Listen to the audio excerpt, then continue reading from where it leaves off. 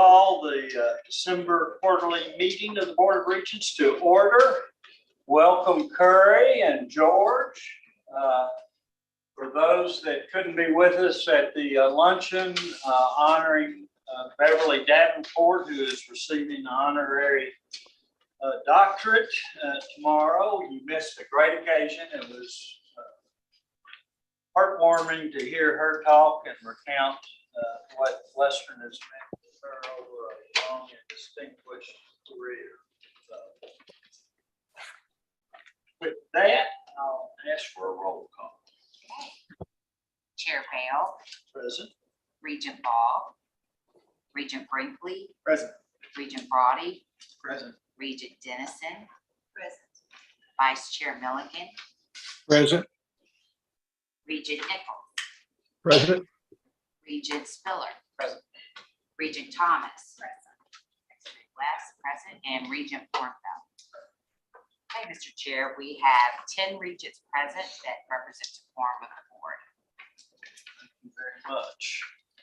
We have had minutes from our third quarterly meeting on August 12th to review previously and motion.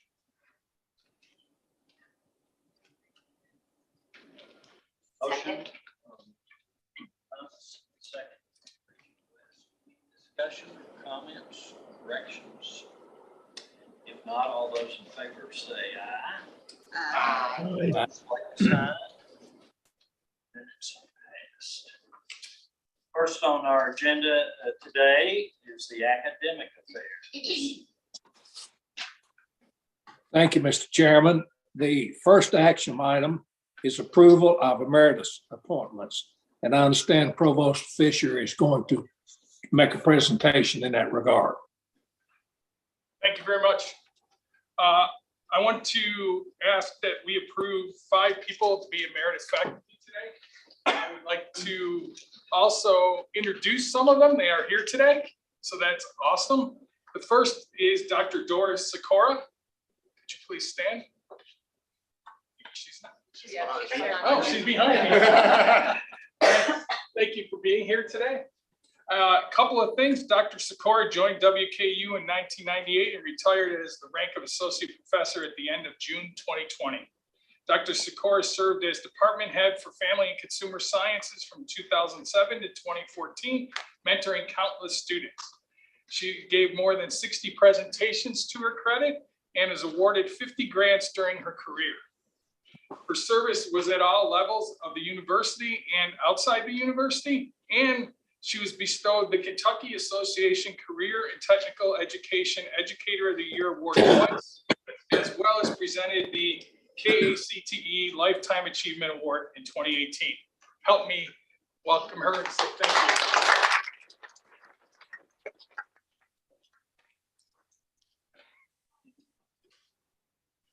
Second is Dr. Steve Spencer, who I believe is here. Dr. Spencer joined WKU in 1990, earned the rank of associate professor in 1995 and professor in 2001. He fully retired at the end of 2019. Through his career, Dr. Spencer focused on student success. Over the past 3 decades, he served as KRS, CHHS, and WKU in various roles, as well as outdoor recreation profession at local, state, and national levels. He was actively involved with the Kentucky Association of Environmental Educators, the Kentucky Department of Fish and Wildlife Services, and the American Alliance for Physical Education, Recreation, and Dance. He was an active presenter at local, state, and regional conferences. Thank you for being here today. Third person who I believe is here is, correct me with the name, if she is here today. Dr. Katie Agelo, LGO, who was in Professor of Earth, Environment, and Atmospheric Sciences. Katie joined WKU in 2001 and retired this past June. Dr. Agelo devoted many years of service to the continued pursuit of geography research in the Mammoth Cave region. Of particular note, the faculty of EEAS discussed how the work of Dr. Agelo and her former graduate students is the most downloaded thesis ever housed at the WKU library system. She was committed to bringing to this institution GIS and was one of the first instructors in GIS. Thank you for your work. A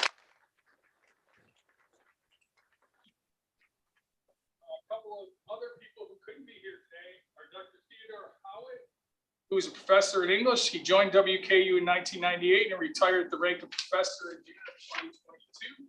In his 27 years of service at WKU, he was deeply committed to student success and engagement. And one student summed it up, Dr. Hovitt's influence on his students well. The best part of Dr. Hovitt's class was that he didn't just focus on the coursework, but also focused on us as individual English majors. Dr. Hovitt helped students share their work beyond the classroom and broaden their horizons. As a colleague, he was irreplaceable. The true heart of the department is what he was called. Help me thank him. Last, Dr. Glenn LaFantasi. Wow, I missed that one. Joined WKU in August of 2006 and retired in 2022. He served 16 years as the Richard Frockett Family Professor of Civil War History at WKU. He was the nation's leading historian on the Battle of Gettysburg. His prestigious writing career involved over 65 articles and edited volumes. Help me thank him for his time.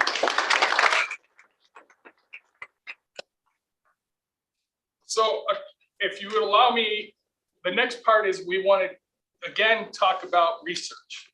And research comes in a large number of formats on this campus. And before we move to the person who is here to talk today, I was told today, or I was sent something that I would love to share with the group. I was told today that Dr. David Bell of English, who's a professor in English, if you go to the New York Times bestseller list, he's now the third leading selling book on the New York Times bestseller list in the young adult area. If you want to read the book's title is She's Gone, but that's a great feat, and it's one of our own faculty, and that just tells you how good a faculty we have at this institution. And let's say thank you to him too.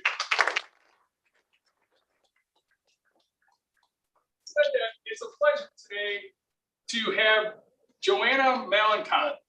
Before we do that, we may want, we need a motion. Oh, that's my fault, sorry. Mr. Chairman. Thank you, Provost Fisher. Excuse me. We would now entertain a motion for the approval of emeritus status to be awarded for the recommended individuals. Do I have such a motion? Yes, so moved. Regent Spiller moves. Second. Dennison seconds. All in favor, say aye. Aye. Opposed?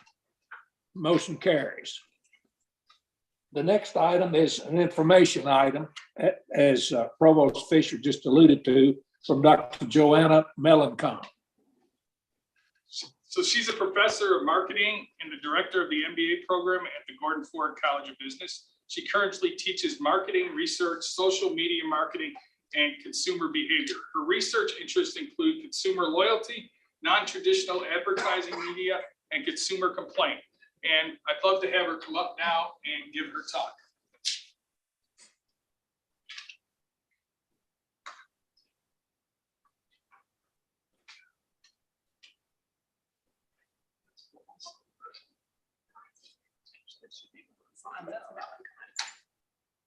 I'm from South Louisiana, and I was really surprised to hear the mispronunciation of her last name. I said my husband's family, when they moved to Memphis, nobody could say it the right way. So the more fun way. So Malenkon is how we're here. Thank you for having me today. I'm excited to tell you a little bit about my research. My most recent research looks into boycott calls on social media, especially in response to brands taking a political or a social stance on an issue that consumers don't like. Social media in general has been an interest of mine. Right when I started my career at Western is when we started to realize social media was going to have an impact on marketing, but I don't think anybody understood the extent to which social media was going to completely revolutionize everything we do in marketing, and I think in business in general. And marketers had to learn very, very quickly how to use social media as a tool to communicate with consumers. For a lot of products that or media that are used for marketing and advertising, we had decades to figure out how to use those tools before a lot of people adopted them. With social media, it was years. And now sometimes when a new platform comes up, it is months that we have before we have a large number of consumers on these platforms talking about brands. And we're happy when consumers talk about this. So about 2.4 billion conversations take place that mention brands on social media every day. And we know that when consumers say good things about us, that's 9 times more effective than anything we can ever say about ourselves. So we like word of mouth. We know that it works. And social media was the first tool we had where we could actually measure and see exactly how far word of mouth spread, exactly how many impressions one thing a consumer said about our brand went. The issue is that for the first time, consumers could also talk back to us while we were talking to them. And we didn't always like the things that they were saying about the brand. And so marketers' number one fear has always been the negativity consumers may show about the brand on social media, as well as losing control of this brand message that is so carefully crafted that can very quickly in a 144 character tweet or a 15-second TikTok video be undone and seen by millions and millions of people. Because before, if you were mad, you could probably tell about 30 of your closest friends, and now it's potentially hundreds of thousands to millions. We're also in an interesting place with our target demographics and the political environment in this country.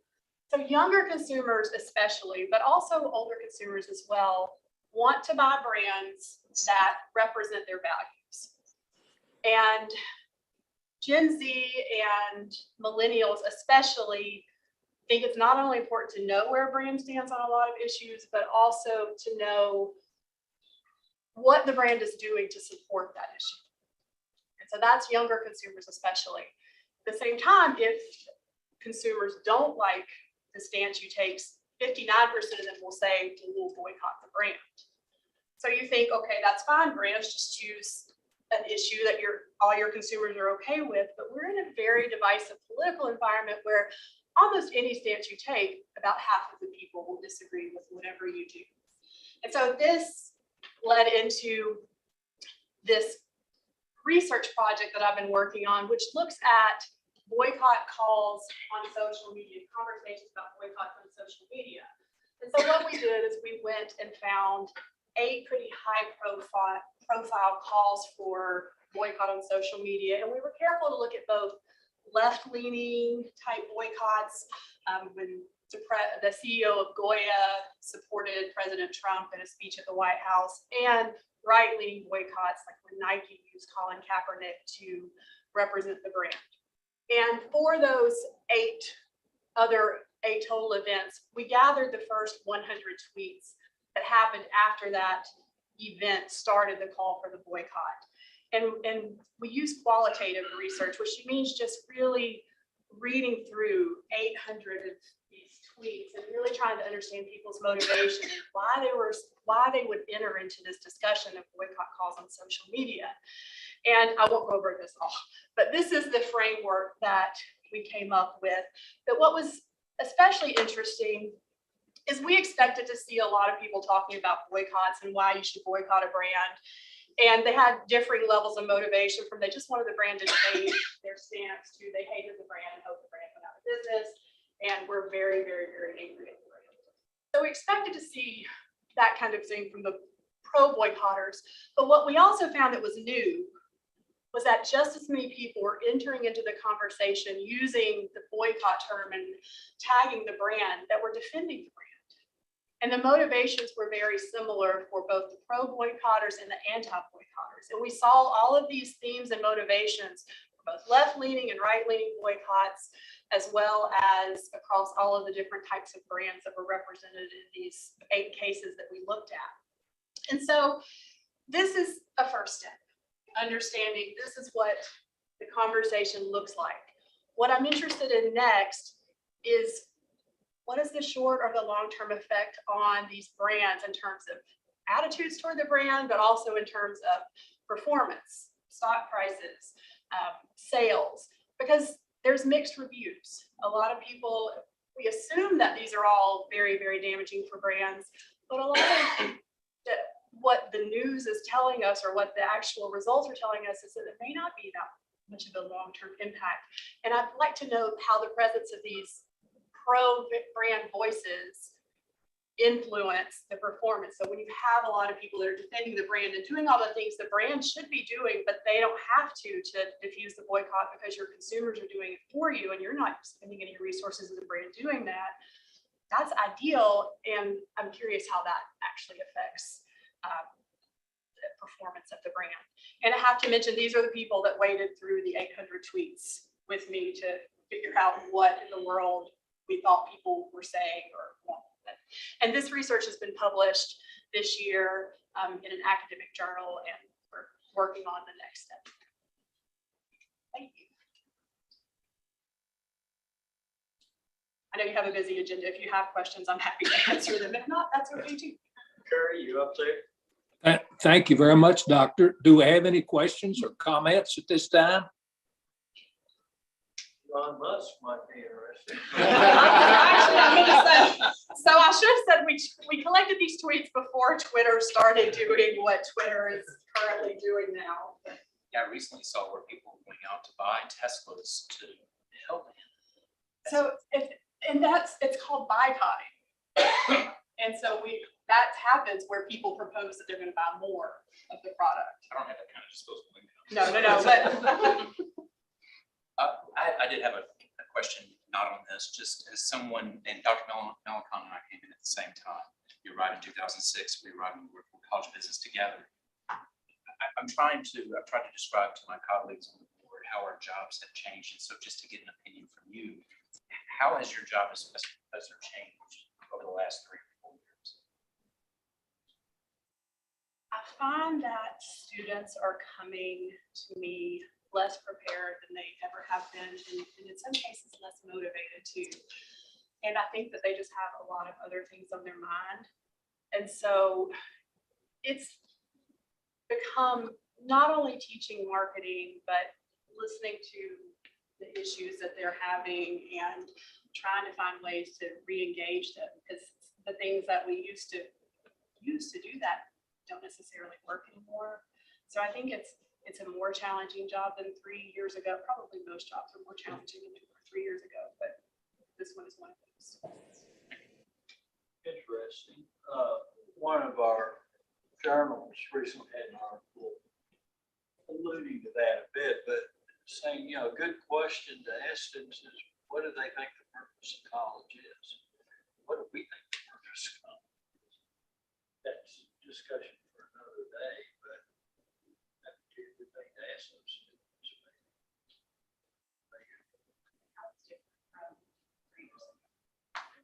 I think it's all about employability. I think that's what they think more about the transformational experience.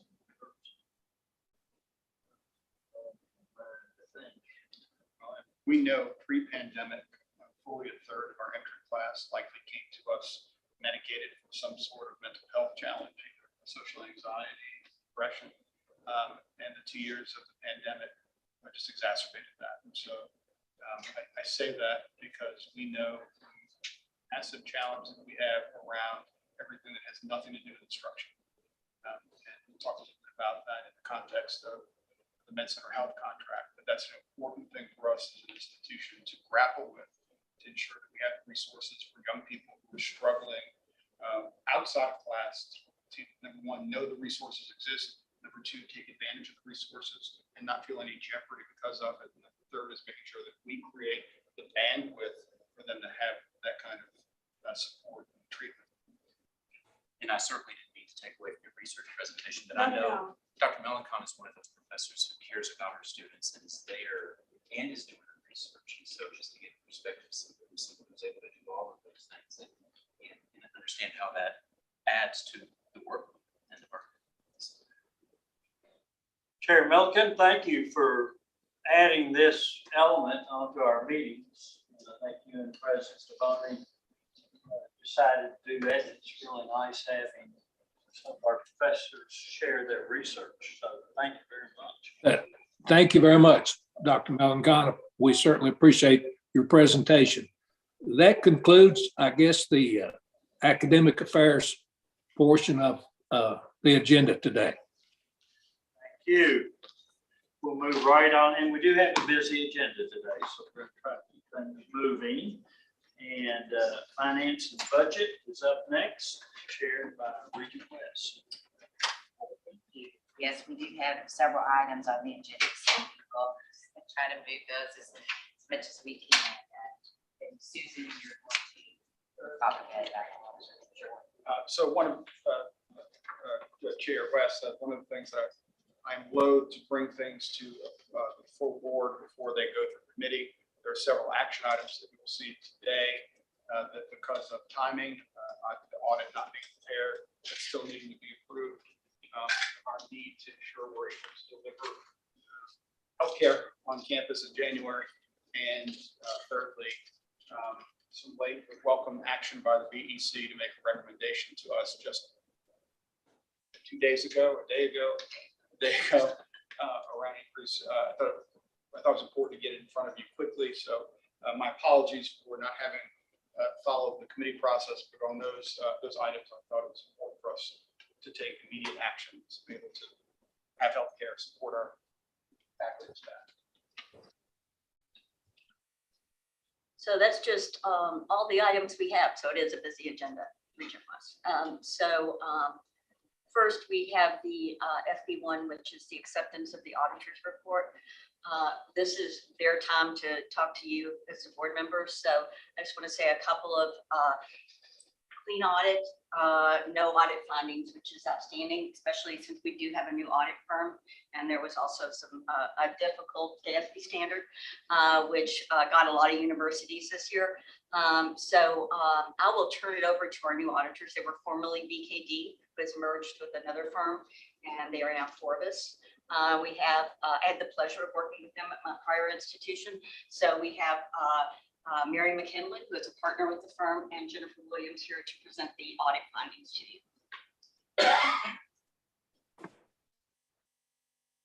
Well, thank you for having us here this afternoon. We're pleased to be able to present the audit results and findings to you. And actually, you'll see good news in all of these reports. So that's always a good message for a rainy afternoon, right? We are Forbes, and we formerly were we merged in June of this year with another firm. So Forbes is our new name. Somebody asked, well, what's that mean? Forbes is a combination of two words, forward and vision. So Forbes. And so that's been kind of, we're getting used to our new name, but it does mean that we're the 8th largest CPA firm in the country. And so we're just thrilled to be able to bring resources to Western, especially in our technical areas of consulting, et cetera. Jennifer and I are here today to talk a little bit more about the details of the audit report. Thanks, Mary. And thanks, Board of Regents, for allowing us to be here today to present the annual audit results. So I will try to move these through as quickly as I can, as you know you have a full list of that. So I have the audit results to present to you today. A few financial statement highlights, as I know the audit report is rather lengthy and continues to have more pages with new footnotes and standards. Then I do have our required communication letter to you today, and then if there's any questions. Excuse me, as Susan mentioned, we did accomplish the audit plan in the timeline. This was the first year with Forbes. So with a first year audit firm, we ask a lot of questions. So we have to get acclimated to the university, make sure we understand the processes and the controls. So there are a lot of additional questions and timing from that aspect. And as Susan mentioned, we also had GASB 87 to adopt this year. So this was one of the probably largest, most recent GASB standards after GASB 68 and 75 with the pension and the OPEB. So 87 is regarding leased assets. And so there was about a $32 million change on the statement of net position regarding this. And so really with GASB 87, There was a lot of work that management had to do to look at those leases, what met the definition. And so that did cause quite a bit of time to go through that. So again, just want to thank Susan and Ronaldo and Christy and their team. They worked very hard with us as a new audit firm and to get this standard. And they had the hard work of going through all those leases, all the documentation. So I really want to give the kudos to them for that process. So we did have an unmodified clean opinion. We do have an emphasis of matter. So when you generally adopt a new standard, if there's a significant activity or change in the financial statements, we just note an emphasis of matter so that it makes a reader aware that we did adopt that standard, the university did. There were no significant deficiencies or material weaknesses in internal controls in the financial reporting or on compliance.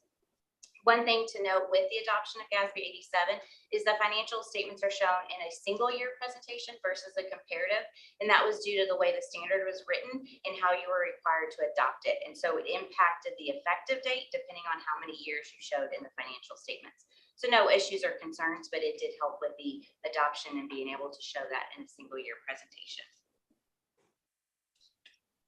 A few financial statement highlights that you'll see here. So net tuition, you had a slight decrease of about 6.65% from 102 million to 96. Again, we see this consistently along universities, again, just with coming out of this post-pandemic, getting students back on campus and the change. So a slight decrease there. You'll see the net position is very strong, increase from 62 million to 123 million.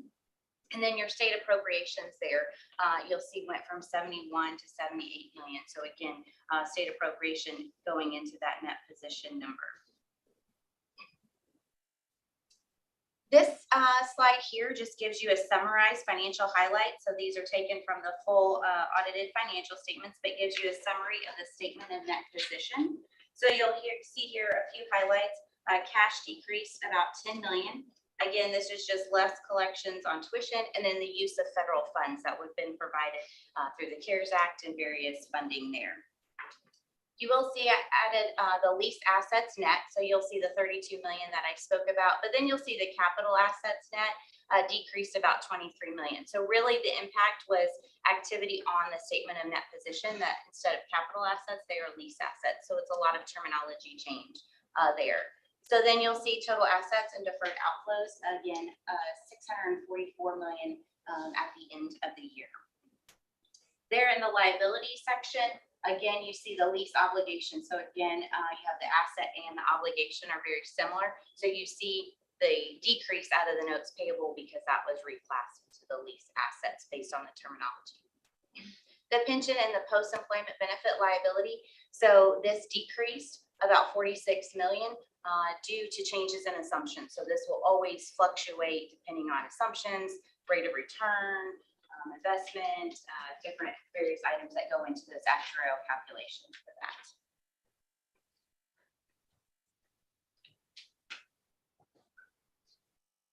Next slide here just shows some of the financial highlights for the statement of revenues and expenses.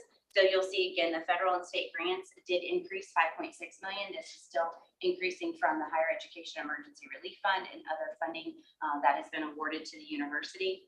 The operating revenues, they'll see about a slight increase there to 146 million compared to total operating expenses of 253 million. So again, those went up about 16 million. Again, different expenses related to increases in costs and various items impacting the university. Those are offset by the state appropriations and those items that are called non-operating revenues on the financial statements. Here are just some highlights on the footnotes. So there was a new table in the footnotes for the GASB 87 presentation. We did have to add the disclosure of the lease obligations.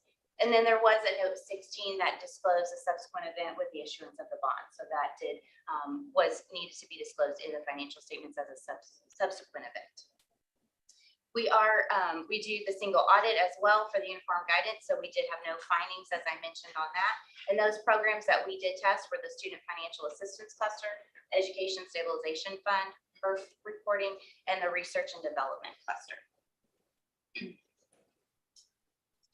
Any questions on those items from the financial statement, in fact, until I go to the letter? All right, so the Board of Regents letter, this is our required communication to you today.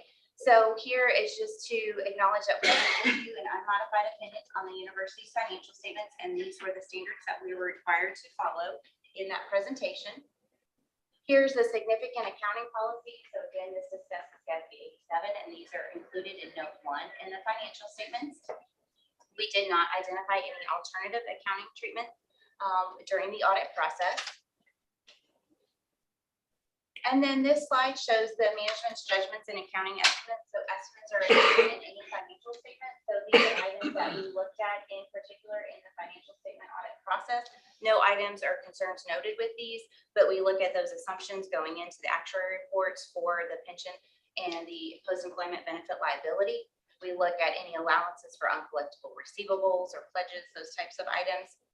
And then with GASB 87, we had to look at the assumptions management used for the discount rate and the lease terms and lease payments, those items that would impact the value that was recorded on the statement of net position.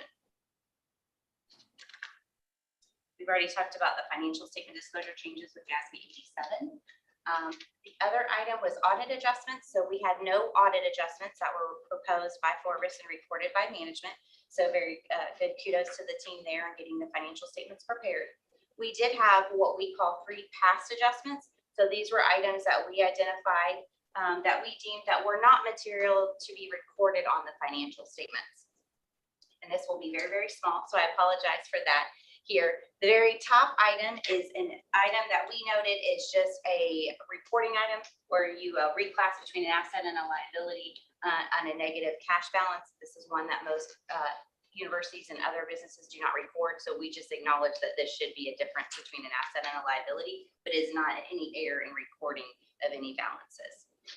The second item here relates to fixed assets. So as new auditors, we do know something with the fixed asset in those items. And this was about 3.8 million. This was just a process that we had looked at, and this was a accumulation over time of just more depreciation being expense than should have. And so when we looked at that, everything was corrected during the current year. So during the current year, management updated those numbers. So all we're acknowledging here is technically that number should have been higher in the given year because they decreased it to correct that. So again, that is what we call as, again, just a past adjustment for that. And then the third item related, this was about 2 million. This related to GASB 87 adoption. So anytime when you adopt a new standard and you go backwards and you start looking at agreements, we looked at some assumptions and timing was different. So something should have been amortized, say maybe by 15 years and it was amortized by 10. So again, this was just recorded in the adoption of GASB 87. Very common item when you go backwards and start looking at how you make decisions. So these are, again, items that we say when you look at all these collectively, they're not significant to the financial statements. And that is really illustrated on this slide as well. When you look, and I talked about your change in your net position being about 60 million. If you would include these in the financial statements, only has about a 6% impact to the financial statements of the. So again, that was about 3 million. So again, we don't deem these material. And so we talked with management, did talk to the board before we released the financial statements to make sure everybody had agreed upon this. Then here again is the final item. So then again, we looked at the accounting policies related to 87 and how the Higher Education Emergency Relief Fund was handled during the year. And then we have what was attached to this letter is the management representation letter. So as we complete the audit, we have management sign that for us as we wrap up the audit process. So those were the prepared comments I had. I know that was a lot of information, so happy to take any questions. A quick comment, as one of the groups on campus that's audited annually, my colleague in finance and compliance has been extremely complimentary of the amount of interaction and thoroughness, most exhaustive thoroughness. She's very excited about that in your world. I'm sure that's a good thing. But I just wanted to pass that along, that we have seen great things so far. And I have no negative comments. I think it's a much more thorough process than I've been involved with previously. So, thanks. Any other questions or comments? I would just, I'd like to congratulate Susan and the team. It's not easy coming off of the last couple of years, then going to an audit with a new firm and then coming out with something this clean. So pretty impressive. So congratulations. To you too, Tim, because I know how you sit and how you feel as you go through this process too. I'm just pleased that we have a new set of eyes to help make sure we're on the straight and narrow. Very much appreciated. Other questions or comments? If not, then I will ask for a motion to accept the auditor's report and financial statements. So moved. Second. All in favor, say aye. Aye. Any opposed? Motion passes. We also will move on to our next item. Susan, if you could, it's the approval to a revision of the 22-23 operating budget. So this is the revision relating to carry forward. And so I just want to go through some of the highlights of this adjustment. So this allocation is based on the policy that was passed in January of 21. The provost and I are currently working on yet another revision to align better with our new budgeting process in RAMP. So just to remind you, the policy exempts the following categories from a carry forward calculation. This would be auxiliaries, your housing, your parking, your dining, course and program fees, direct state appropriations, doctoral programs, F&A, graduate research, your FUSE and recap grants, and your distinguished professorship awards. And basically carry forward funds are just when revenues exceed expenditures and they have budgeted that are left at the end of the year that are carried forward into the new year. We do not allow the units to use these one-time funds to fund permanent obligations. That's incredibly important for the board to understand. Any type of permanent person or permanent expense has to be funded with ongoing funds. So this is what the adjustment looks like. The exemptions that I talked about, they totaled about 24.6 million. And then the non-exempt 4.6 million for a total of 29. I will note part of the issue around this carry forward amount, which I spoke with Jan about, and we're trying to work through a way to get around this, because we're the carry forward dollars go back to the unit so late in the year. A lot of times they go unspent, and so they result in carry forward once again. So what we're trying to do is look at a way that we might be able to bring it to the board earlier in the year and get it in front of you so that the deans and vice presidents can have their funds to use earlier in the academic year. But that's for next year. Anybody have any questions? Comments? Hearing none, then I will ask for a motion to approve the revision to the 22-23 operating budget. Second. All those in favor say aye. Aye. All opposed? And we will move on to our action item 3, which is approval of personnel. So I don't have anything additional on that. That was presented to the board at the October meeting. So this is basically a consent agenda item. So unless you have any questions, there's no change from October. Any questions? Make a motion to approve the faculty and staff personnel actions. Second. Second. All in favor, say aye. Aye. All opposed? Okay. The motion passes. We have our next item, which is FB4. It's the approval of the budget versus actual report. So again, that was presented to the Finance Committee at the October meeting. There's been no changes to the report since then. So I'm happy to answer any questions, but there's been no changes.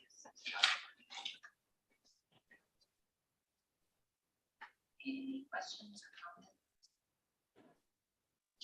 Hearing none, then we will ask for a motion to approve the budget versus actual report.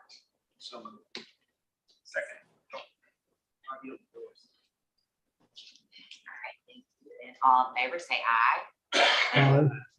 All opposed? Motion passes.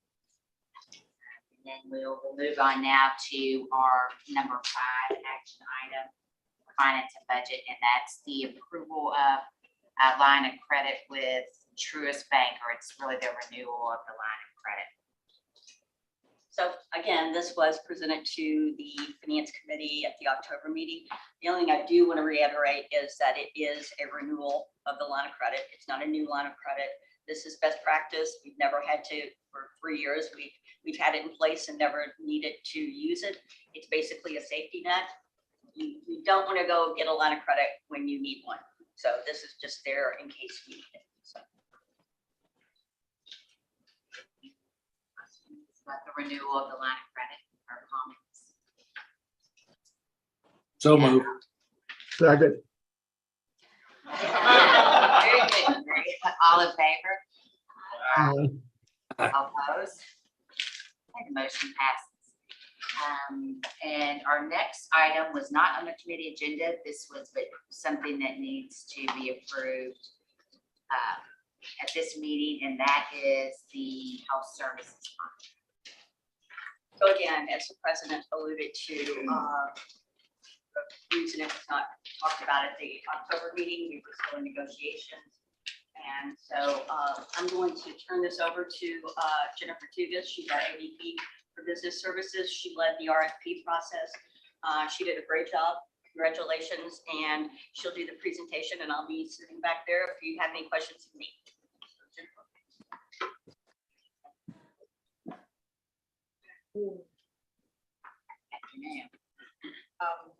This has definitely been a long time coming, just in terms of the RFP process itself. We did start the process pretty much in the summer of last year when we hired consultants through the American College and Health Association to assist us with that process, because we didn't necessarily have the medical expertise in-house, to help us guide us through that process. And they were very, very helpful through that process. And what we began with is some stakeholder engagement in the fall of 2021. We had some on-campus meetings. And through those meetings, talking with the stakeholders across campus, a few themes emerged. They're kind of, once you get into 3 or 4 meetings, when you start hearing the same thing from different groups of people, there's a common thread that emerges. And so one of the things I was telling Regent West about as we were preparing for this meeting was that regardless of who the vendor would have been selected at the end of this process, the RFP process itself was positioning us to be in a better place in providing student health services on campus. We developed a robust RFP that we released in the spring of 2022 with presentations later in the semester. Unanimous selection in the summer of 22, and the contract negotiations continued through the fall.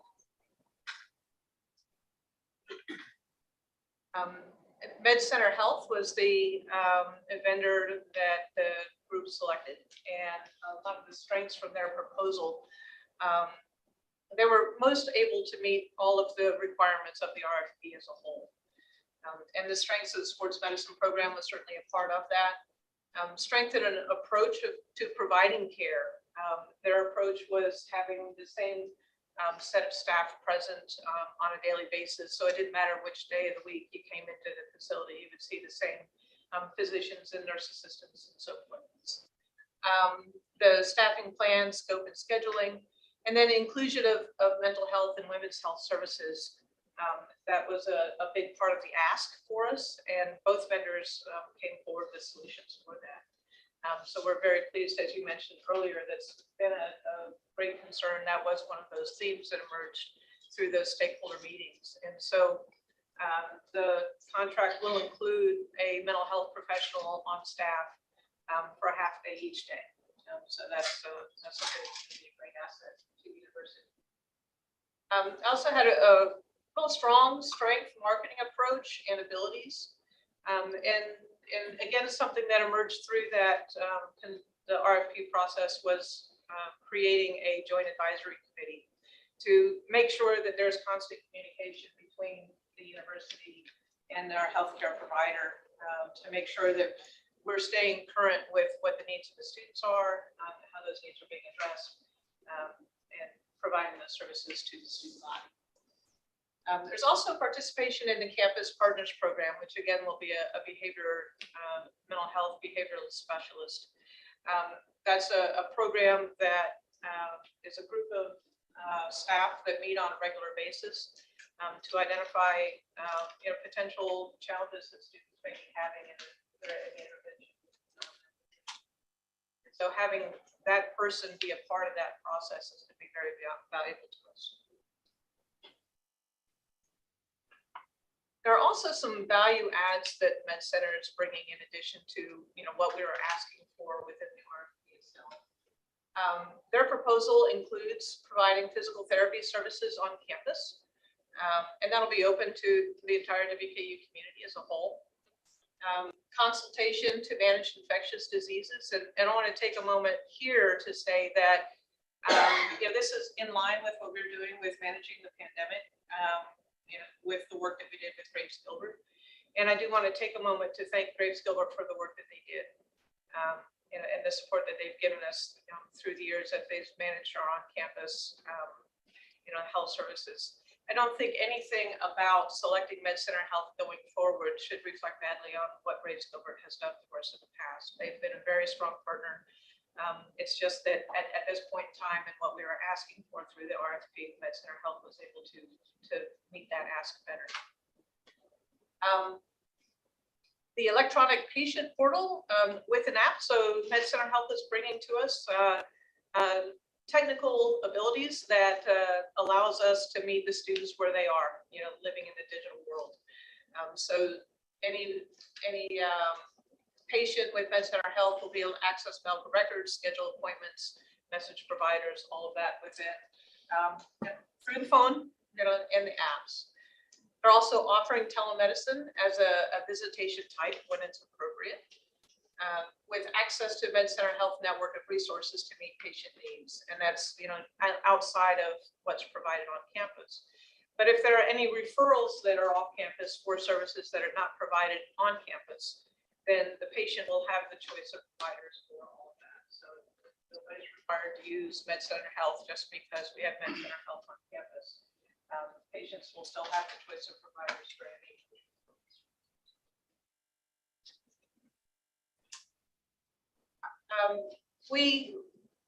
One of the asks within our RFP was really what can this vendor bring to us to be a strategic partner with WKU to help us achieve our goals in promoting student success as a whole. And so Med Center Health has a long history of working with us in terms of our nursing programs, our physical therapy program, and providing preset programs for medical students, and they will continue to do so. Also, continuation of clinical opportunities for exercise science and nutrition students. But there are also opportunities to develop formal programs beyond what they're doing today. So that could include public health, and it could include other non-healthcare programs, marketing, accounting. There's some, behind the scenes kind of things that our students, could feed into those experiences as well. And so anytime that we're talking with vendors, we're looking for these opportunities to provide applied learning opportunities for students. And certainly Med Center Health will be able to do that as well. The contract firms itself, the initial contract is for 10 years with renewal options up to additional 5 years. It specifies a standard of care expected based on a mutual understanding of the RFP and MedCenter Health's response to that. And it formalizes partnership to assist with mental health and behavioral health issues. It also establishes expectations to provide professional development to adapt to the changing needs of our students moving forward. And you can imagine, just sitting here 5 years ago, we would not have predicted a pandemic within that timeline. And so we recognize that sitting here today, we can't predict what the next 10 years holds for us. But certainly with changes in technology, with changes in the profession, we would expect to see our vendor continue to adapt to those changes. It also leverages MedCenter Health resources to meet the healthcare needs of the campus community, strategically assist WKU with cost-saving efforts, and provide student-applied learning opportunities. So all of that is included in the contract language, which you've seen.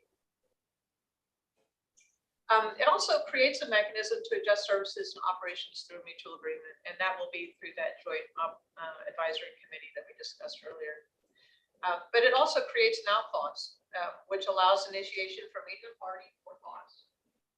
Requires written notice of any breach and then a time period to remedy such breach. And if we're not able to come to a mutual agreement, then it allows for 180 days to make a transition to another provider. That's an unusually long time when it comes to contractual terms. However, given the complexity of the services that are provided, it's very important. And it's also important that any change occur prior to the start of a fall or a spring semester when we have most of our students on campus. And then just kind of a big picture, some of the early feedback was concerns, about making a change and what does that mean for people who are have providers with Graves Gilbert. Patients who are currently with Graves Gilbert who would like to continue to do so are welcome to do so. They'll just follow their doctors to their new offices. But anybody who would like to transfer to MedCenter Health as their primary care provider is able to do that and asked to transfer their records. And I mentioned earlier that any referrals beyond, if you're meeting with MedCenter Health and the on-site facility, that any referrals would maintain that patient choice moving forward. So those are the contract highlights, and I'll open the floor to questions and comments. I'll have a few. First of all, I think there's a lot to like about it, particularly the mental health and all the opportunities that it gives to collaborate on our programs. I think that's good. We only have one real proposal in front of us, so work with what you have. On the other hand, I'm daily privy to the underbelly of healthcare. I think it'll be really important for us to keep an eye on quality in that advisory committee or whoever. We need to have somebody keep an eye on that. And this gives us a real chance to do a little consumer education, public education, which is part of our role as a university in terms of costs with healthcare. And one of the things that happened in Congress a couple of years ago is they forced all providers to give a list of charges and costs. And I'm sorry to say most physicians have no idea about what things cost. This is the most expensive thing in healthcare. It's what doctors afford. And many times it's fairly cavalierly. So I think we should make some effort to be sure that people understand what costs are, whether they're in our facility or whether they're being transferred out to some other facility for a scan or whatever. And that data is out there available. We should make it public information so that people can become better consumers. It's no secret that we spend twice as much for healthcare in America, and yet when it comes to chronic disease management, we're at the bottom. We rank 27 out of 27 of industrialized countries in our results. We do a terrible job because we don't do prevention. We pay for bad care, which typically occurs in hospitals and nursing homes and physician offices.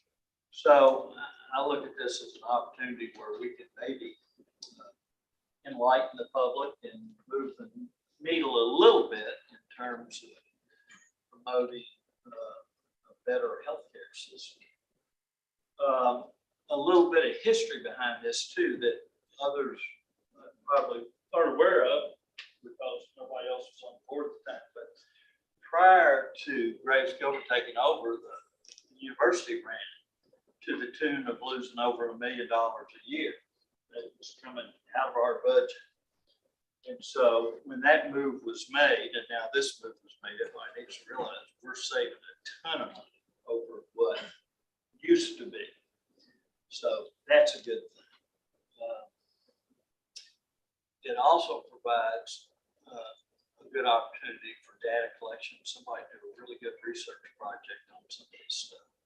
And I hope someone in the university will grab onto that because I think we could probably do some pretty interesting stuff. So, those are my comments.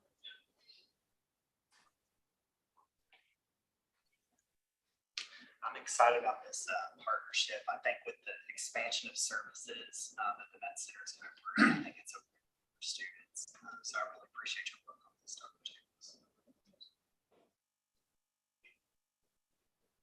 Thank you so much for all of your work, your committee's work, Susan's work. I know a lot of work went into this. This looked very exciting. It's been great for our university.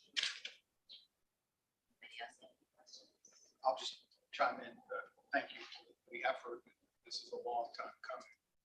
But I'm also pleased with the process before, which is going out and getting an objective third party to guide us in the creation of the RFP, to help us find expertise to shape that so we get maximize what we get out of a contract. Again, I think that we were able to preserve in this physician choice, affordability, and all the things that are important for our faculty, staff, and students. The thing I learned is that the majority of visits are to our health clinic. And as you can imagine, with a young population, it's a great deal of treatment for either infections or viruses, kind of normal run-of-the-mill things. There are some STI treatments that are important that we deliver here. But we're doing a lot of shots, and that's a good thing. And that not a lot of major issues come through that door. I would say the same thing for our faculty and staff. It's very much operates like an urgent care facility, more so than a typical physician's office. That's good. I think the place where we can continue to grow is around health, wellness, prevention, so that we can grow the health of our community, which long term also brings down health costs and creates better lives for everyone. So thank you for all. The mental health piece of this is absolutely have 3 people in every day. Fill that need. And Phil, to that point, the hope is that we do not currently have a physician on campus or a psychologist able to do prescriptions, but that this will hopefully be able to allow that to occur on campus. So again, a third of our students are medicated. We prefer them to do that through a doctor's office instead of self-medicating, and that'll be an important service for us to have available. Well, the process has been long. It's been good. I think, Dr. Logan has been toying, with ideas about, how can we strengthen that aspect of it. And certainly Dr. Grove, counseling was heavily involved in this process and really emphasizing the mental health piece of what we're doing moving forward. And so So there's definitely opportunities for growth.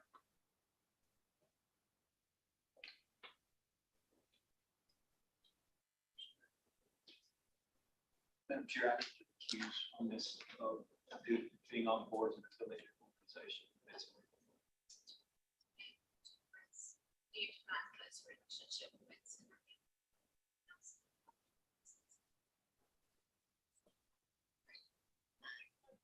Do we have a motion to approve the health services contract? Second. Any further discussion? All in favor? Aye. All opposed?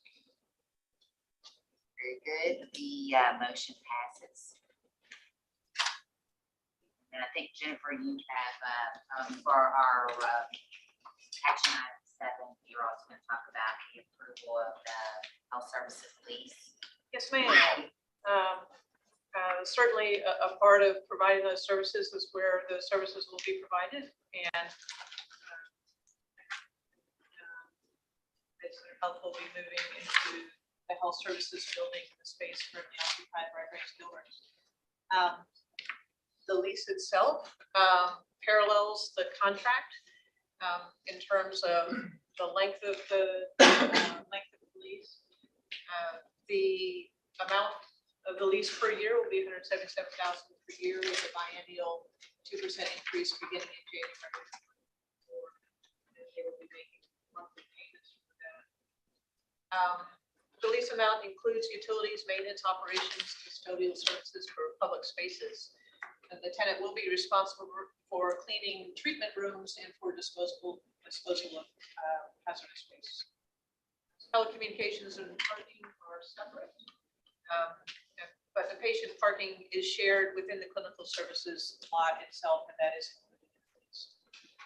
There are insurance requirements to name WKU as an additional insured. And it also contains provisions for a hold harmless clause. Any steps needed to modify the facility will go through our planning, design, and construction office, and then remedies to WKU for damage, default, or holdover. There are also termination language that mirrors the contract. And a note about construction, they are fully aware that they will have a new neighbor at some point in the future for the College of Business, and that the parking lot at the very least will be affected as noise and dust. But they've assured me that they're familiar with construction. So that's the highlights of the lease itself. Any questions or comments about the lease?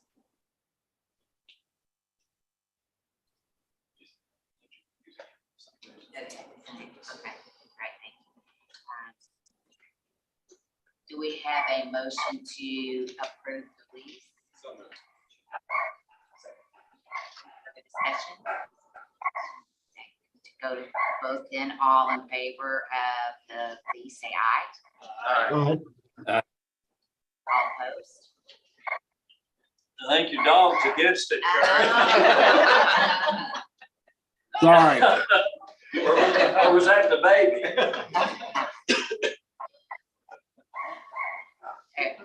Okay, the motion passes for the lease. And finally, our last action item is approval of parking structure 3 rooftop lease.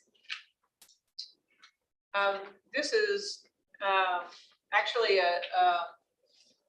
give you a brief history in time. When the first year village project began, Barnes Campbell Hall was targeted as a building to come down, which meant that AT&T needed a new home for their cell tower. At that time, we created a temporary lease for them on the rooftop of Tower B of parking structure 3 to buy us a little time to work with the master plan committee to find a permanent location for an independent tower. We were not able to come to a mutually agreeable location elsewhere on campus. As you can imagine, there are a number of factors that have to go into site selecting where telecommunications equipment can live.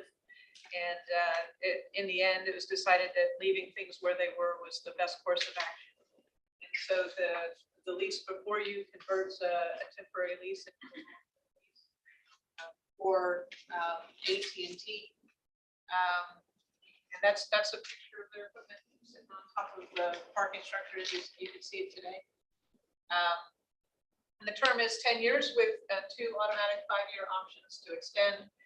The lease amount is $39,000 for year 1 with a 3% increase each calendar year thereafter. It does allow for adjustments due to utility inflation costs or increased demand if it exceeds thresholds that are established. Any questions about the lease? Or comments? We do have a motion for approval of the rooftop lease. So moved. Second. Any further discussion? We'll move to a vote to approve the lease. All in favor, say aye. Aye. Aye. All opposed? Passes. And I apologize, I had said that was the last item on the agenda, but there was a new item added as discussed earlier. And this is FB9, approval of a one-time payment to certain employees. So as the president mentioned earlier, when we started this kind of long agenda, is that this was added at the kind of the last minute yesterday. We received a recommendation from the Budget Executive Committee yesterday or late the day before. So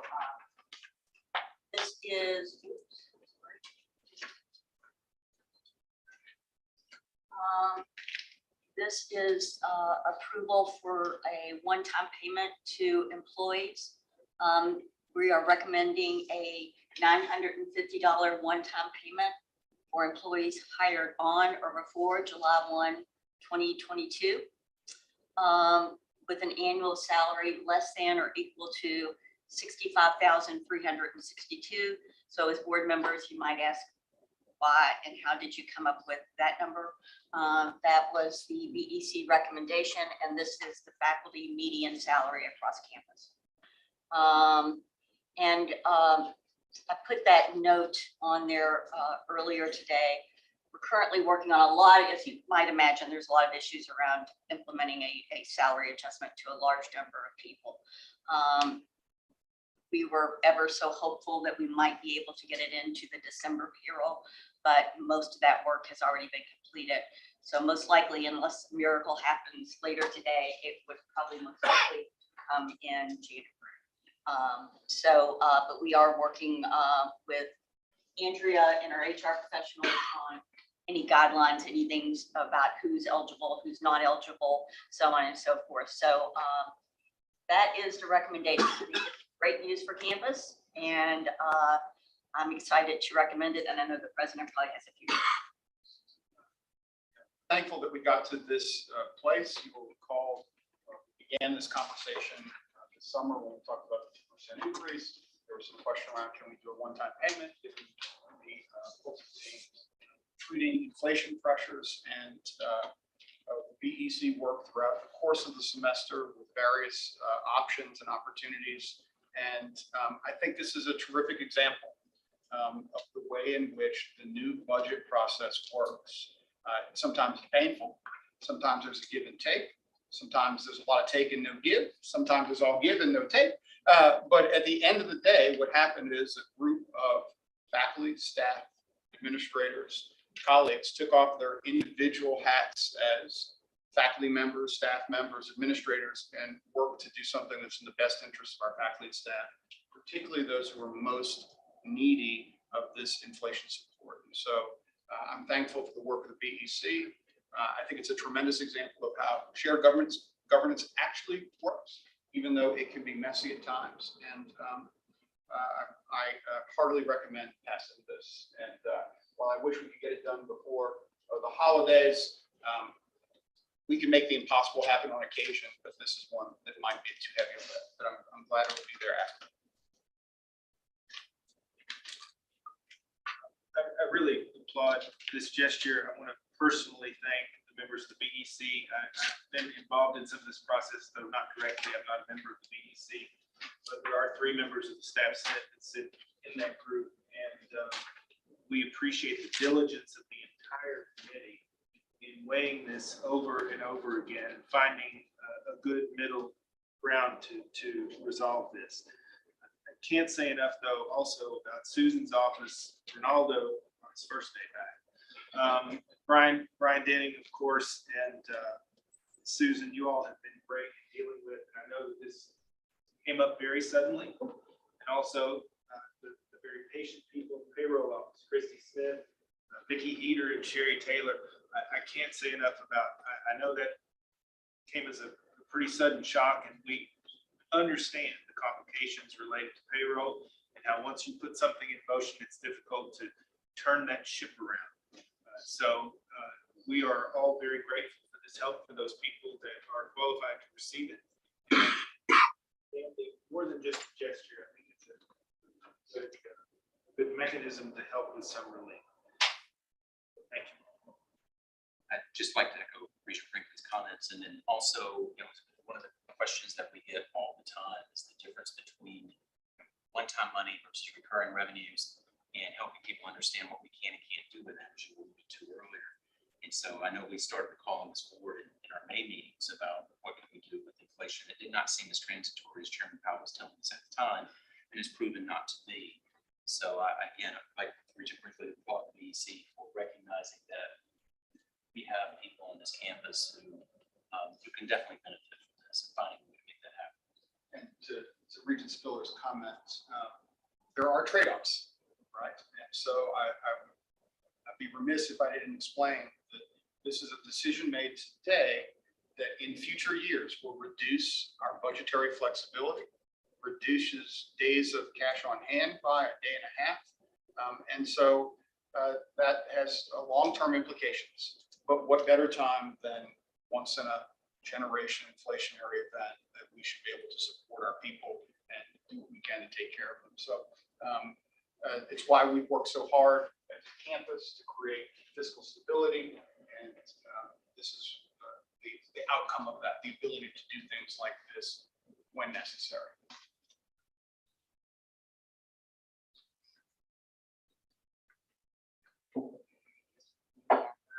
Comments, questions? Ask for a motion to approve the one-time payment. So moved. Any further discussion? All in favor, say aye. Aye. All opposed? Motion passes. Chair West, Yes. before we move on, didn't you have some, speaking of fiscal responsibility, some other news you could share with us today? No, not yet. Okay. Yes, we do. We have a introduction of our new internal auditor who's here with us today. So I am pleased and extremely happy to introduce our new Director of Internal Audit, Bruce Wiseman.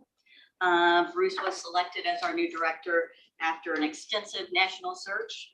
Some of his highlights: he's a certified internal auditor as well as a certified public accountant. He began his accounting career in public accounting and then began work in internal audit at Vanderbilt in 2010. And he has spent the last 4 years at Vanderbilt as Associate Director of Internal Audit. So just next in line to Director. And he is very experienced in annual risk assessment and audit planning. So I'm extremely happy to have Bruce on board. I know you as a board and a president, he will report to you guys. I will help with some of the administration of sick and vacation leave and things like that. And he will certainly be part of our teams to interact and those type of things. But he is your report and I guess a dotted line to the president. So I will introduce Bruce and let him speak to the board. As a historical context, again, this is still a relatively new position. We did not have until the last 5 years. Give all of us more comfort and the ability to sleep well at night. And I think I couldn't have said it better myself. I'm happy to be here. I'm excited to be here at Western Kentucky. I'm very excited the direction that President Caboni is taking the university. I'm excited to work with Susan and our team. Everyone has been wonderful that I've met so far. and has been very welcoming, which you don't always get with an auditor. So I appreciate that, and I look forward to working with you all and speaking with you all in my new role. So thank you. Thank you very much. Chair Bell and I had an opportunity to meet Bruce, and I don't know if Gary did or not, but we're very impressed with you and very happy to have you on board. Thank you all very much. That is all the business and finance. Let's take a 7-minute break. 2:45, 2:52 then.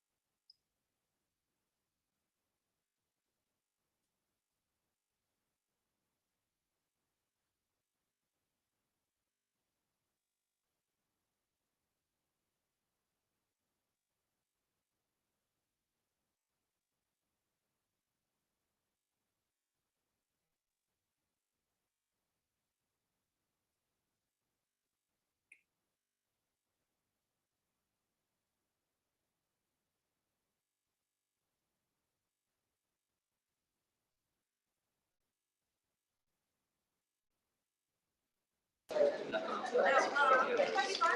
got all the board. All right, we will reconvene and move directly into the Student Affairs Committee with Regent Thomas. Thank you, Mr. Chairman. We had one informational item under student affairs today, and I'm going to ask Dr. Logan to present. Thank you, ma'am. Thank you, Chair Thomas.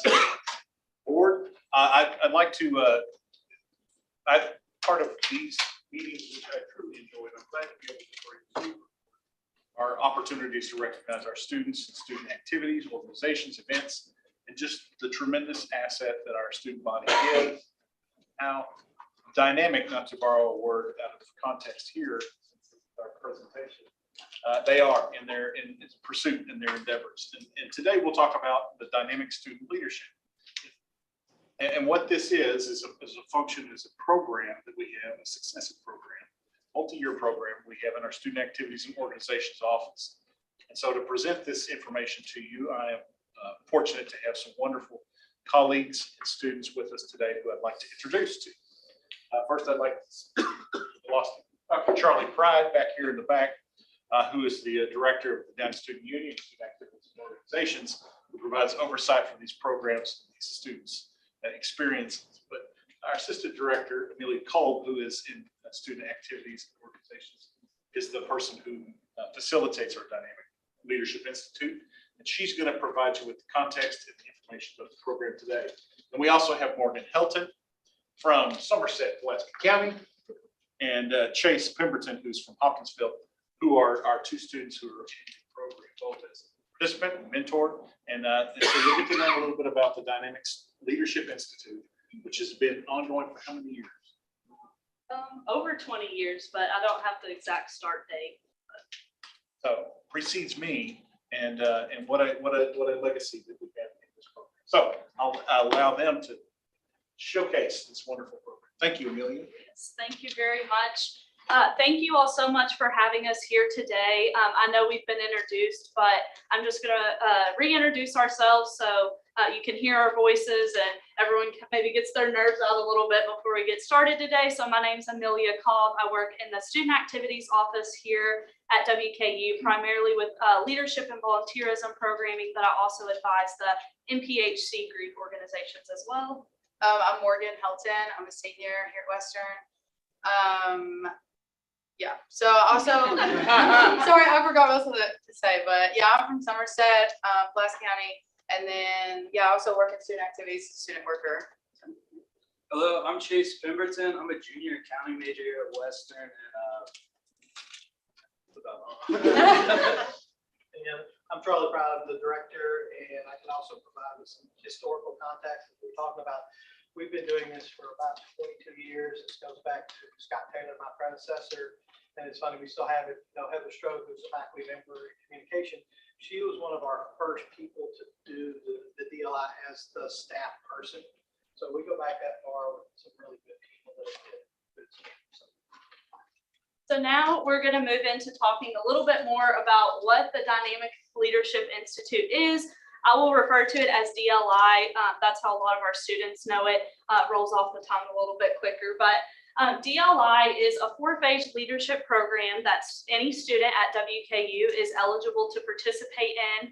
Usually at the beginning of each semester, we have an application open up that's available on our webpage, on our social media platforms. And then we also send it via email to students that have indicated that they're interested in the program as well. We also this semester started working with our LEAD 200 courses on campus. So every student who takes LEAD 200 in person now has the opportunity to complete phase 1 of DLI within that course, which has been very beneficial, I think, to the program itself, but also to reaching out to more students about student activities programming outside of maybe students who may normally just come to our office want to get involved. Now we have a little bit more outreach into the classroom as well. So each phase does have a set curriculum that we have within the program, and students also have the choice if they want to try it out, maybe just do phase 1 within a semester. there's not an obligation to move forward through each phase, but it is a good, I always tell students during master plan or if we're tabling, if you want to get involved on campus, it's like a good way to get your feet wet, see what's going on, meet new students.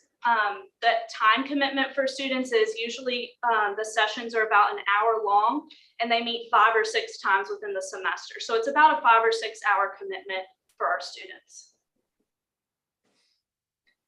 And I won't go through the nitty gritty of the curriculum for each phase, but within the first phase, students usually get general information about personality assessments. They'll take the color personality quiz. Some of you all may have done that in some of your office development. We also have a problem solving activity. It's a murder mystery. Students typically love that one.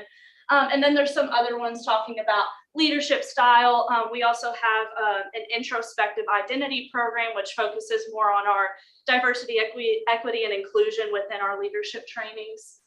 Moving into phase 2, it's more personality assessments, more team building activities. Students get to know each other a little bit better that way. And then moving into phase 3, they kind of the students will take what they have learned in phases 1 and 2 about themselves and start to apply it to their leadership practices on campus or in the community. So for example, in phase 3, which Chase participated in this semester, so he'll talk more about that later. But students have the opportunity to do a community service project or a cultural immersion experience. So that could be volunteering as a group. They're placed in groups, volunteering, maybe doing a collection drive for somewhere in the community, or it might be going to a cultural experience on campus. So one of our groups this semester went to an event from OLAS, which is the Hilltopper Organization of Latin American Students, and went to an event for Dia de los Muertos and presented about that. So that's our phase 3. And then going into phase 4, it's more resume workshopping, mock interviews. There's a session on financial success. And then they get the chance to go to 440 downtown and have an etiquette dinner, which is provided by our office as well. So I alluded to this a little bit, but now the question is, who participates in DLI? We have first year students all the way up to graduate students who participate in the program. So it's a very broad range. I would say that predominantly, I would say maybe first years, sophomores is our largest pool of participants, but we do have a broad range. Like I mentioned earlier, our Lead 200 courses, these are one of the courses that we worked with this semester, participated in the phase 1 this year. We also work very closely with the social work department and provide the curriculum within the classroom. And then we also recruit heavily through Greek Life, through master plan. And then also sometimes at the beginning of the semester, we'll do classroom presentations to recruit for the program that way. Also, you may notice here, there's red towels. At the end of phase 1, participants receive a red towel that says the Dynamic Leadership Institute, which is a fun memento and incentive to participate and then continue through the phases. So just these are a few photos here that you might observe. I mentioned that Dia de los Muertos presentation. That is the photo at the bottom left there. But students who participate in DLI also do tend to stay pretty involved within student activities programming or maybe elsewhere on campus if they meet someone through the program. So one good story I actually had this week was there were 2 students who I facilitated in phase 1 of DLI in one of the Lead 200 courses this semester.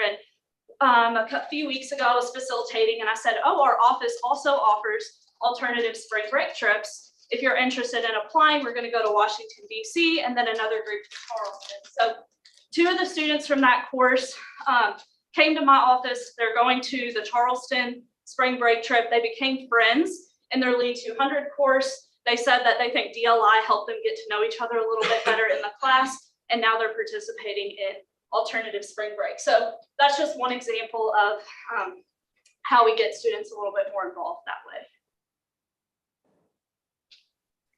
These are just more numbers from DLI. This is just for fall 2022. So this semester we had in phase 1, 164 students. So that was a pretty big group. We had a lot kind of different opportunities for phase one. We also offer about once a semester a DLI in a day. So if a student can't commit to meeting multiple weeks, we'll pick a Saturday that students can come and do all sessions of phase one within one day. In phase two, we had 44 students, phase three, 41, and phase four, 11 students this semester.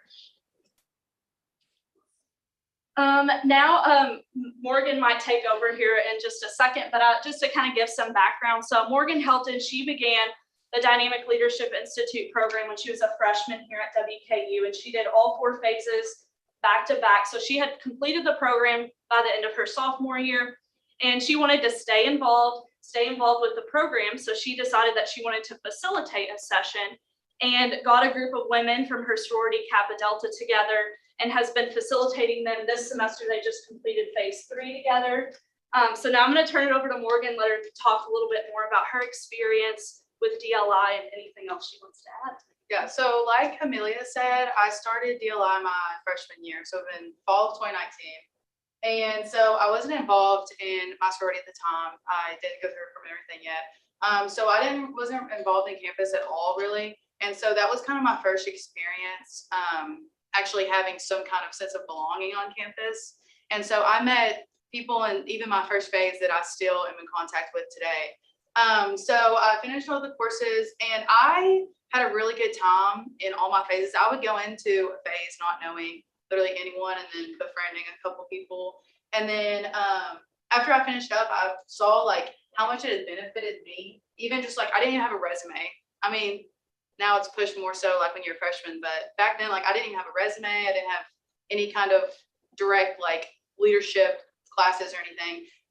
So then I finished up and then I worked with Amelia and some of the other people in the office and was like, you know, I'd like to facilitate some of the girls in my sorority.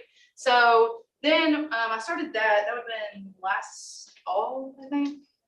Yeah, last fall I started phase 1. We had about probably 30 or 40 young women in that. And then now I think I just finished up phase 3 with about 25-ish women. And I think that they've really enjoyed it. I think they're even more passionate about it because they already knew each other. So they're more open to conversation and like, it's very easy to apply it to, you know, real life examples for them personally. Yeah, so they just finished up and the community service projects were awesome. Like Amelia touched on, we do that in phase 3. A couple of them did as simple as just like going and volunteering at the Humane Society or donation drives. Stuff like that. One of the girls is from Florida and lives in the town, I can't remember the name of it, where Hurricane Ian hit.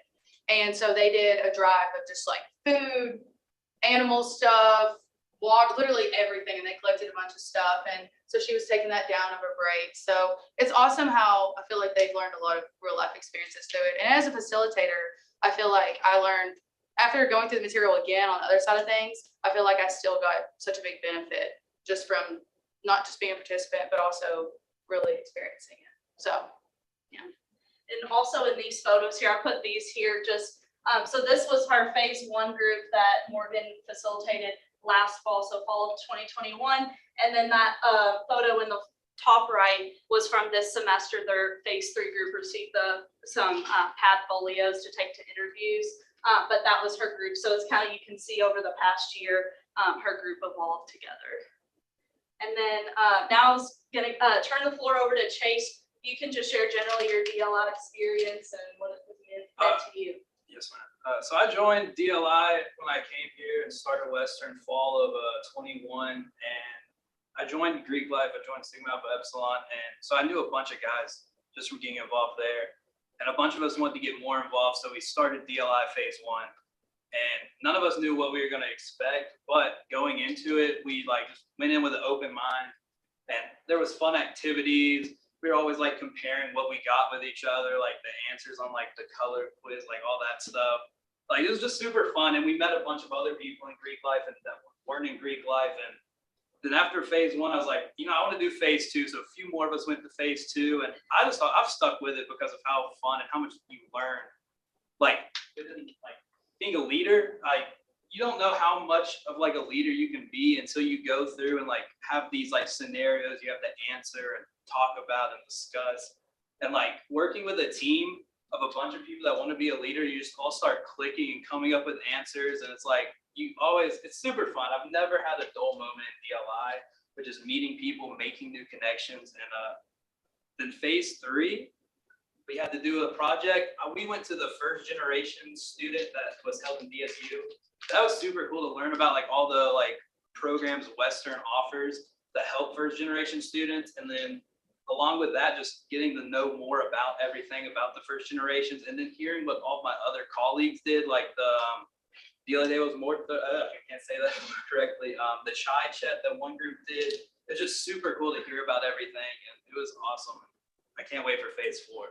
DLI has been awesome so far.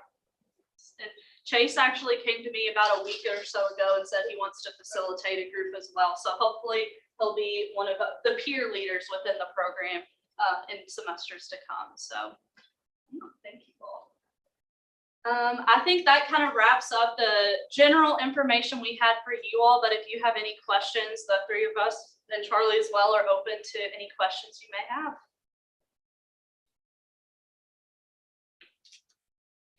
Just real quickly, I'm happy to see as a 1986 graduate of Somerset High School. You may have gone to Pulaski, right? I did go to Pulaski. You played soccer. Yes. You were part of the team that shut out Somerset 5-0. You scored one of those goals. Yeah. It's okay. Forgive me. Thank you all so much. I don't know the rest of the board, but I wasn't aware of this program, and it's certainly so much programs. So we appreciate you coming in.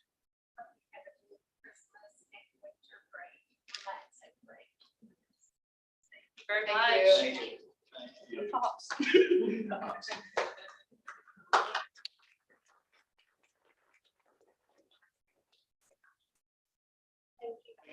Richard Thomas, I appreciate the time. Thank you. It is nice having faculty and students be part of our meetings. We all learn something from that. We'll move right on to the executive committee. We have a couple of action items here. First action item 1 is approval of an addendum to the athletic contract for our head women's basketball coach. Todd, did you want to?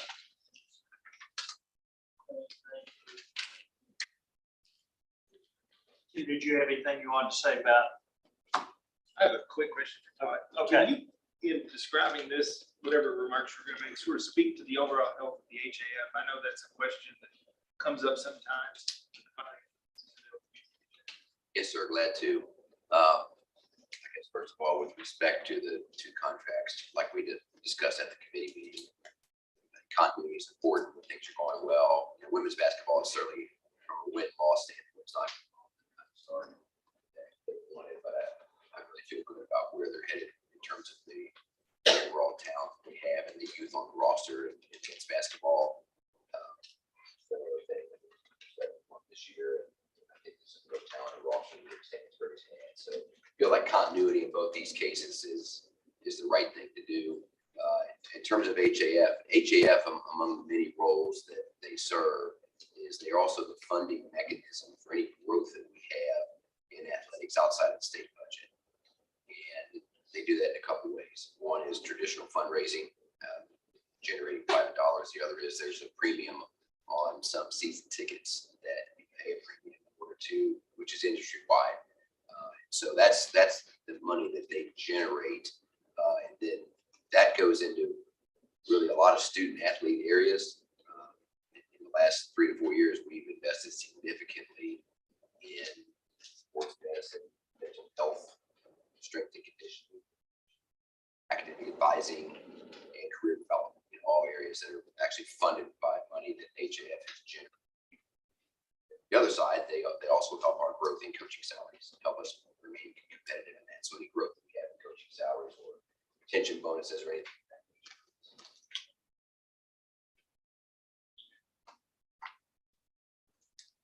So action item 1.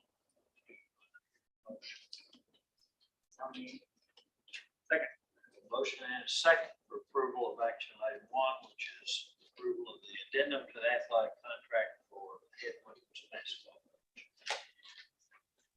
further discussion? Not all those in favor say aye. Aye. Opposed, like sign, motion passes.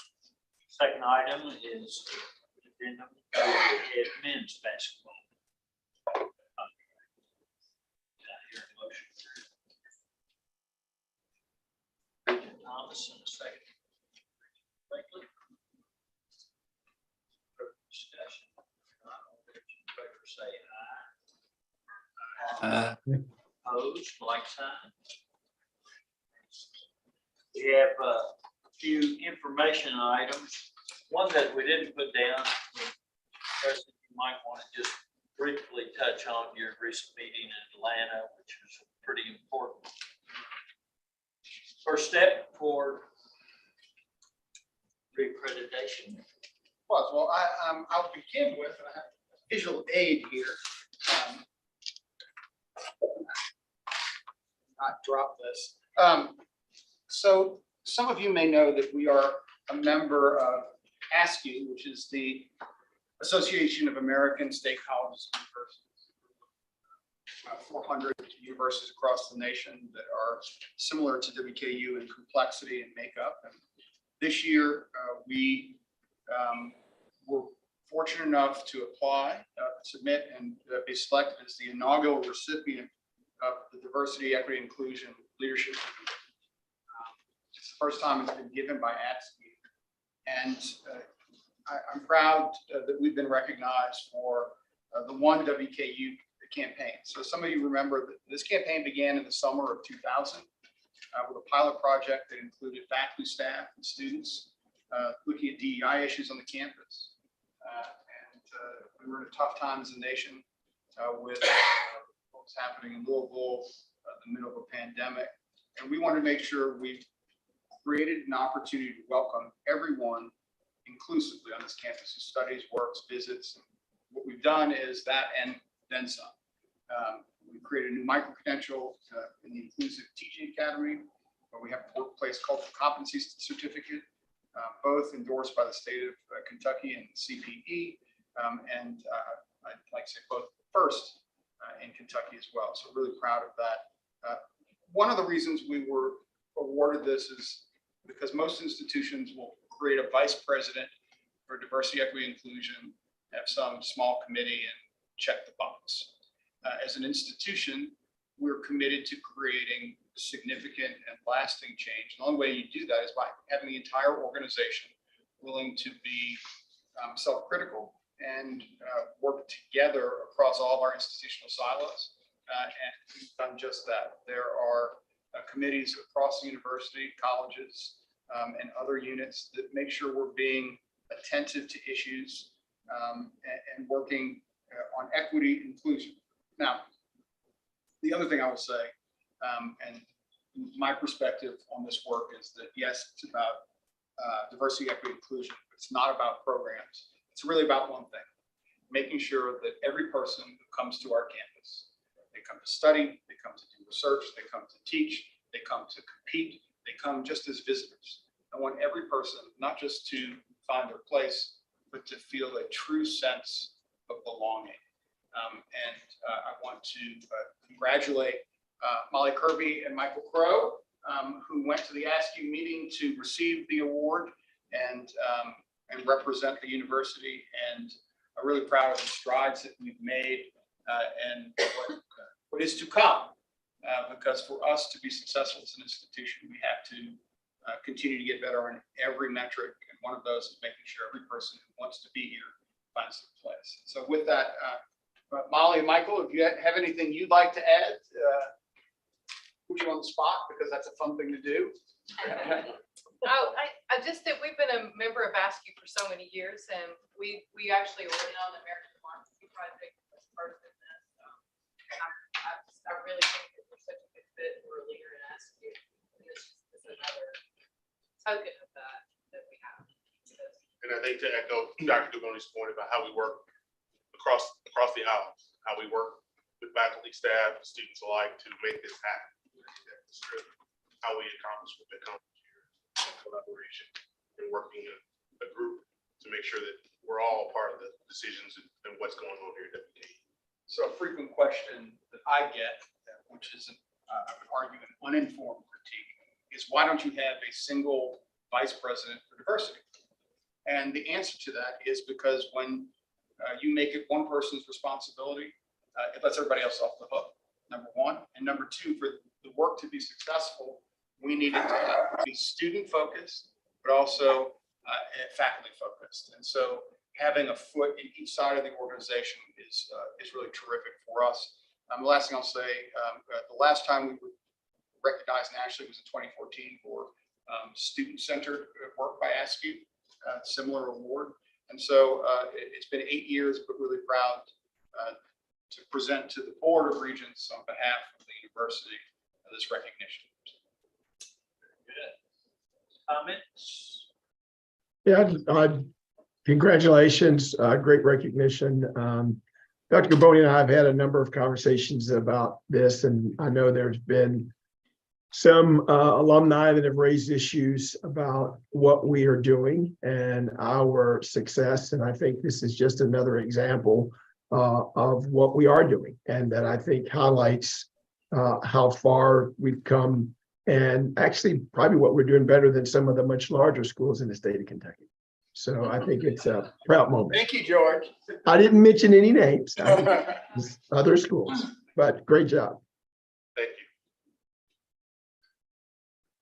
you. In no small measure, in part from the George and CJ Nichols investment in our campus. Martha. Thank you. And I do want to acknowledge, I know that I've been notified that some of you Regents have contributed to the Miss Monday scholarship program, and I want to thank everyone for that. But again, it's just another example. There's so much great things going on there. We believe in it, we'll always believe in it, and committed to helping for us to grow the university. It's really making a big impact. And thank you. And the related, on a related note, we'll have, this will be on the agenda in January. We have we began long before last weekend, the process of reaffirmation of our accreditation from SAC COC, the Southern Association of Colleges and Schools. This is a tremendous undertaking. It happens once a decade. You may recall we had our 5-year re-up a few years ago. The site visit is in spring of 2025. Our off-site report is in fall of 2024, but the work has already begun. And this is it is an activity that requires the entire university community to come together, to be self-critical, but also to talk about what we've managed to accomplish together since the last year accreditation. It also is an opportunity for us to think about how it is we do a quality enhancement project that will help make us even better. My perspective to the strategic plan. And the final document, it's not really a document anymore, winds up being a book this size. And then we'll have peers come visit campus all along the way, asking challenging questions. And at the end, we hope that we get through it with flying colors. And it's an important activity. Accreditation signals to the community high quality. And for us, it's a chance to really do some reflection and self-assessment in a way that can continue to advance the institution. So you will hear more in January, but we have a great team working on it. Bud and Susan obviously do some heavy lifting. Beth Lavas will be on point for the institutional part of it, and assembling everything and making sure she's our liaison with SACS. Rob Hale, who had been doing that, also played an important role, and it continues after that as well with registrar. And essentially, this will touch every part of our institution, and It is a heck of an effort if you've ever been through one. It is a stressful time because you want to make sure you dot the i's, cross the t's. But we've got a terrific team, and process has begun in earnest, but really will begin in earnest in January. We kick it off with you all, but really start deepening the involvement of the entire campus. Good. Our last information item is something everyone has, I think, a copy in front of them. This is the annual synopsis, really, of the Board of Regents evaluation of the president. And I have formulated this statement with some kind input from Regent Nichols and Regent Milliken, who were both kind enough to give me a helping hand in this, and this will be disseminated for public consumption. Anyone that wishes to read it. That will be submitted into our minutes today. And that is the last item on our agenda. We have some notifications for next year's meetings. These tend to get carved in stone, although sometimes circumstances dictate that people should go ahead and put that on their calendars and assume that those will be the dates of the meetings we have next year. The last One last thing. In terms of the evaluation, I want to thank the board for their continued confidence and for the comments. Casey and I are blessed to be in these roles and continue to be energized and thankful and proud of the work and the accomplishments, not of ourselves, but of the whole team. And so while I appreciate the continued vote of confidence, I also want to congratulate the cabinet, the deans, my office staff, everyone who works to advance the institution. While the presidency is highly visible, for better or for worse, I'm glad to be the face of the work of so many. And so with that, I appreciate the positive review, but also want to thank everyone else who makes that possible. So to my colleagues, heartfelt thank you. Continue to be excited, energized, and look forward to continuing the good hard work and progress with WKU. All right. With that, see, I don't think I have a motion. Let's throw a motion out. Let's do there. it. Let's move that we adjourn. Doris, 2 seconds. All right, I have a motion and a second to adjourn. All those in favor say aye. Opposed, like sign. Thanks, George and Curry, for being